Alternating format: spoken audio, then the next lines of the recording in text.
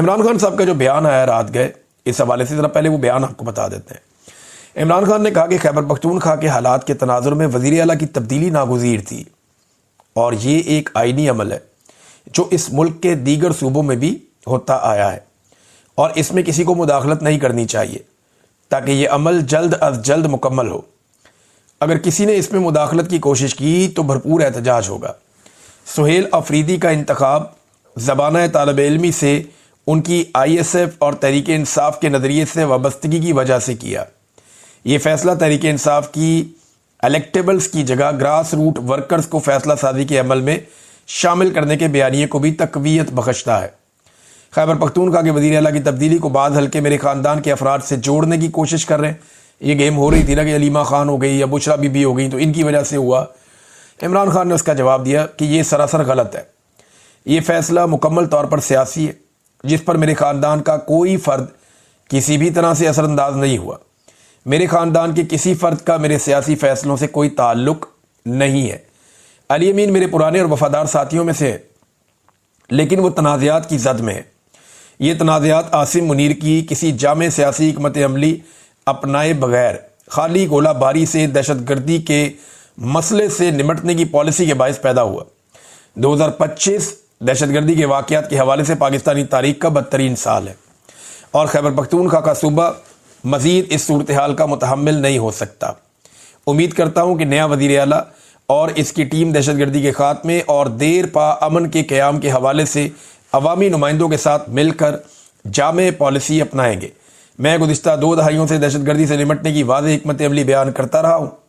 इसी हिकमत अमली के बायस तहरीक इंसाफ के 3.5 साला दौरे हुकूमत में दहशतगर्दी पर बहुत हद तक काबू पा लिया गया था। तहरीक इंसाफ ने इस वक्त की पाकिस्तान मुखालिफ और भारत नवाज गनी हुकूमत से भी मुज़ाकरात किए और कबायली अवाम और अफ़गान पनाहगज़ीनों के मामलात में अफ़ाम व तफ़हीम से हमने तय किए थे। 2021 में उस वक्त की फ़ौजी क़यादत ने हथियार फेंकने वाले दहशतगर्दों को वापस बसाने का मनसूबा पेश किया था। ये ज़रा आप गौर से सुन लें। अब ज़रा मैं आपको पहले एक ख्वाजा आसिफ का स्टेटमेंट बताऊंगा और उसके बाद वापस यहाँ पे आऊँगा इमरान खान साहब के ट्वीट पे, क्योंकि ये हिस्सा उसका जवाब है। ख्वाजा आसिफ कहते हैं, हज़ारों तालिबान को इमरान खान ने पाकिस्तान लाकर बसाया। आज भी PTI दहशतगर्दों से मुज़ाकरात की बात कर रहे हैं। सालों से हमारी फ़ौज और अवाम का खून बहाया जा रहा है।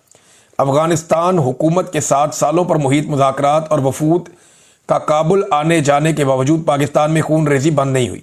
रोज़ाना फ़ौजी जवानों के जनाजे उठ रहे हैं।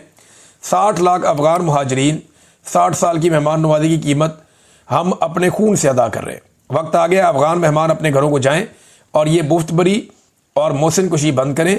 ये कैसे मेहमान हैं जो मेज़बानों का खून बहाते हैं और कातिलों को पनाह मुयस्सर करते हैं। ये अब ख्वाजा आसिफ का स्टेटमेंट है। PTI के खिलाफ के दहशतगर्दों को इमरान लाया। अब इमरान खान का जवाब। 2021 में उस वक्त की फ़ौजी क़यादत ने हथियार फेंकने वाले दहशतगर्दों को वापस बसाने का मनसूबा पेश किया था, मगर उस मनसूबे को खैबर पख्तूनख्वा और कबायली इलाकों के हमारे मुंतखब नुमाइंदों ने मुस्तरद कर दिया था। इस मनसूबे पर हमारे दौर में अमल नहीं हुआ। लेकिन अब हक़ाइक़ के बरक्स तहरीक इंसाफ की हुकूमत पर यह सरासर झूठा इल्ज़ाम लगाया जा रहा है कि मुल्क में दहशतगर्दी इस दौर में बसाए गए दहशतगर्दों की वजह से पैदा हुई है।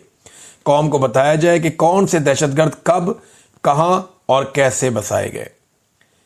यानी ये दहशतगर्द तो इमरान खान साहब की हुकूमत ख़त्म होने के बाद पाकिस्तान में लाए गए और जब इन्हें पाकिस्तान में लाया जा रहा था तो कबायली इलाके के जितने भी सियासतदान हैं, चाहे वो पाकिस्तान तहरीक इंसाफ से, चाहे वो PTM से, चाहे वो पासून के नौजवान हैं, वो सारे लगातार एहतजाज कर रहे थे कि दहशतगर्दों को खैबर पख्तूनख्वा के इलाकों में वापस लाकर क्यों बसाया जा रहा है और क्यों बॉर्डर को उनके लिए नरम किया जा रहा है कि वो हथियारों समेत खैबर पख्तूनख्वा में आ रहे हैं।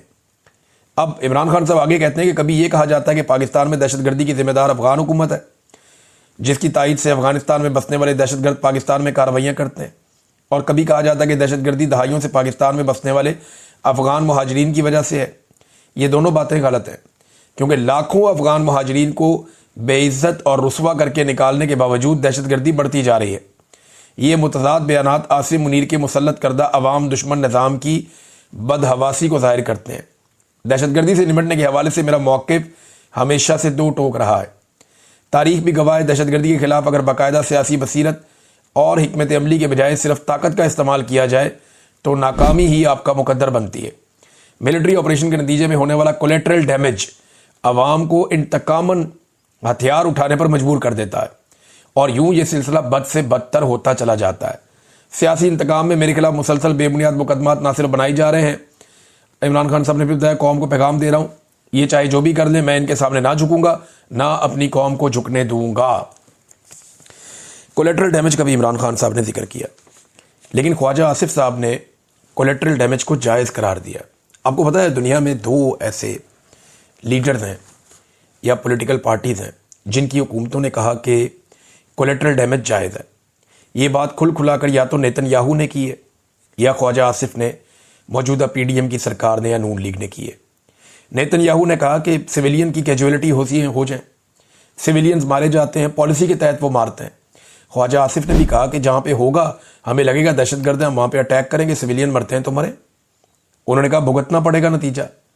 भाई किस बात का, इसका देखे ना, ख्वाजा आसिफ कहते हैं जहाँ पे दहशतगर्द होंगे या जिस इलाके में भी पनाह लेंगे वहाँ कोई मासूम है, चाहे वो मासूम नहीं है, कोई पनाह देने वाला है या नहीं देने वाला, वो जद में आएंगे, हम अटैक करेंगे और वो मारे जाएंगे। ख्वाजा आसिफ का ये मानना है कि मासूम भी मारे जाए तो कोई बात नहीं, हम दहशतगर्दों के पीछे आएंगे। इसको बोलते हैं कोलेटरल डैमेज। एक सवाल उठाया था सुहेल अफरीदी ने, जो नया वज़ीर आला खैबर पख्तूनख्वा जिसको इमरान खान साहब ने चुना है, और ये बड़ा इंपॉर्टेंट क्वेश्चन था उसका। उसने कहा कि एक बंदा रात को मेरे घर आता है बंदूक लेकर और मुझे कहता है कि मुझे खाना दो। रात को अचानक मेरे घर एक बंदा आया, उसके हाथ में बंदूक है, उसने कहा मुझे खाना दो। मैं उसे खाना नहीं देता तो वो मुझे मार देता है, और अगर मैं उसे खाना देता हूं तो फौजी एहलकार सुबह आकर मुझे उठा लेते हैं। यानी खाना दूं तो सुबह मरता हूं, खाना ना दूं तो रात को ही मर जाता हूं। कहां जाऊं मैं? सवाल यह पैदा होता है कि वो रात को मेरे घर तक कैसे पहुंचा। यह है सवाल जो उठाया सुहेल अफरीदी ने कि उस दहशतगर्द को किसने इजाजत दी कि वो पाकिस्तान के अंदर आकर कबायली इलाकों में लोगों को मजबूर करे हथियार की बुनियाद के ऊपर कि हमें यहां रहने दो। कोई जान के तो अपने आप को हलाकत में नहीं डालता। जब दहशतगर्दों को आपने बॉर्डर नरम कर दिया, वो आ गए पाकिस्तान के अंदर, एक पॉलिसी के तहत आप उन्हें लेकर आए।